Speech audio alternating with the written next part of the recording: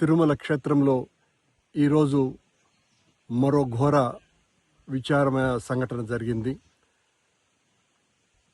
తిరుమల మీద ఏమాత్రము కూడా ఈ కూటమి ప్రభుత్వానికి బాధ్యత అన్నదే లేకుండా విఐపీల సేవలో తరించుకొని పోతూ అక్కడ భద్రతా వ్యవస్థ పూర్తిగా డొల్లగా మారిపోయి భక్తుల క్షేమాన్ని మరిచిపోయి చివరకు ఈ రోజున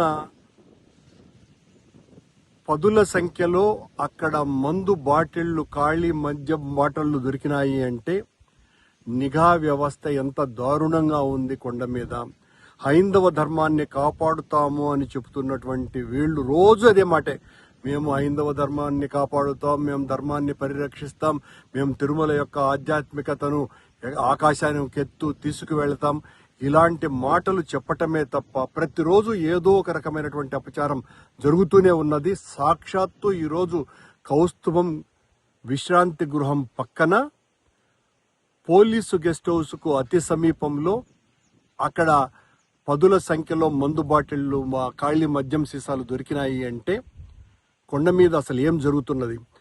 బిఆర్ నాయుడు అధ్యక్షుడు అయిన తర్వాత, ఈ కూటమి ప్రభుత్వం వచ్చిన తర్వాత ఈ రకమైనటువంటి ఘోరమైనటువంటి సంఘటనలు జరగటం వెనుక వీళ్ళు చేస్తున్నటువంటి పని ఏంటి?